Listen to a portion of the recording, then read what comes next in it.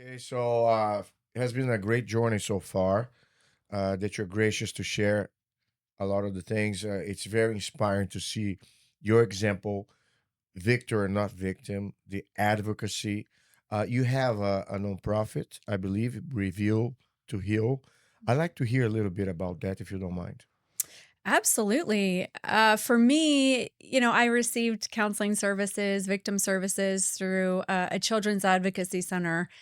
And because a lot of what I experienced happened in the faith environment, I learned that the last layer of healing for me, and really where I received the most breakthrough in every area of my life, was when I addressed the spiritual impact Mm, of trauma. mhm, So, a lot of mental health research focuses on how trauma can affect the mind, trauma affects the body, the brain. But actually, the first person who told us that trauma affects the spirit and the body and the mind is actually in God's word.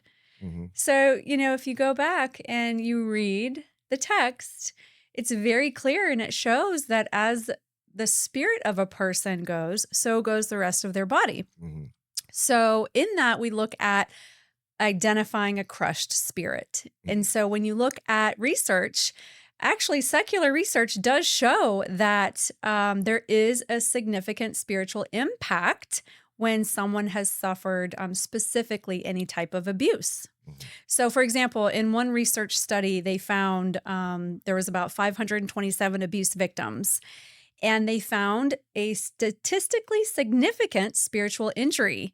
And these injuries included feelings of guilt, anger, grief, doubt, and belief that God is unfair. mm, And so these are real concepts that I think everyone can identify with if you've been through any type of trauma. mhm, And so we have these questions and we say, why, God? Why? And what I learned is that the question is not really in the why. The question is in the pain.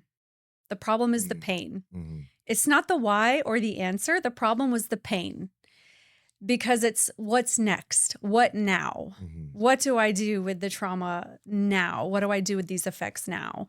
And so we look at identifying a crushed spirit. And actually, if you look at the wisest man that ever lived, if you look at Solomon, and if you look at the Proverbs actually connect and they look and you can see causation of a perverse person is the direct causation for a crushed spirit. When mm, we look at Proverbs, it says, a perverse tongue crushes the spirit.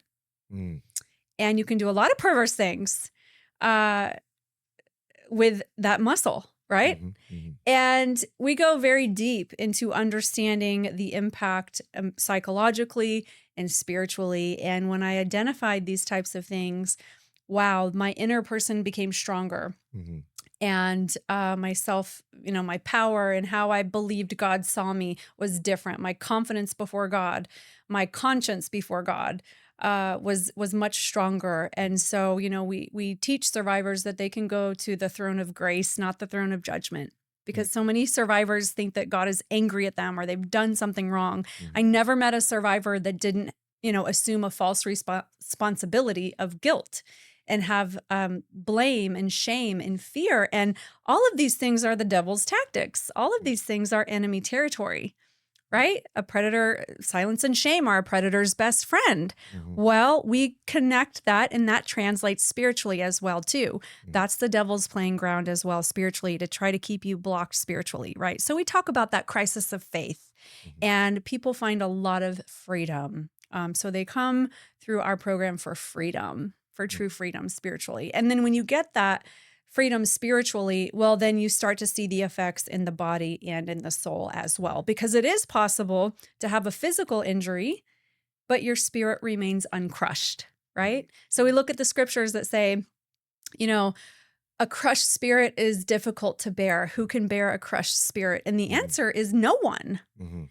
No one can bear a crushed spirit, and a crushed spirit is very difficult to recover from, Yeah.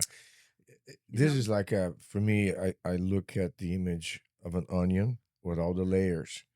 You're not going to have full healing or redemption unless you get to the core. So the body pretty much whatever degree of abuse he was a victim of is not the core.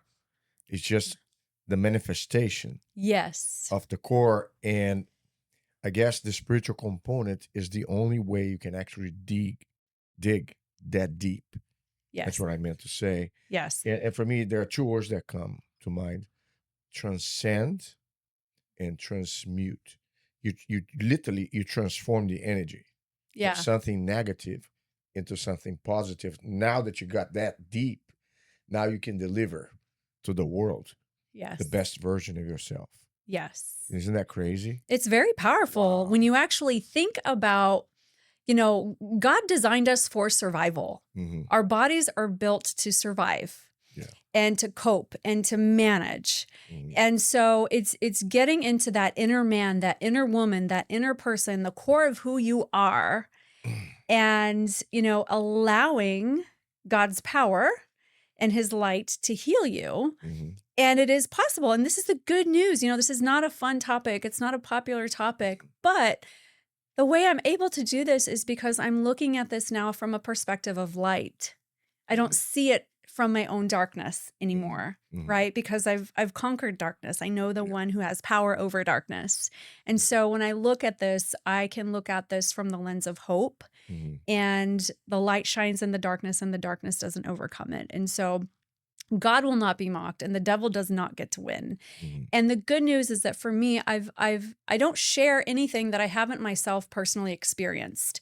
And Wow. so for me, I know what it's like to go from a crushed spirit, suicidal, not having the answer, not seeing the light, to now then being transformed, since you mentioned transformation into a spirit of might.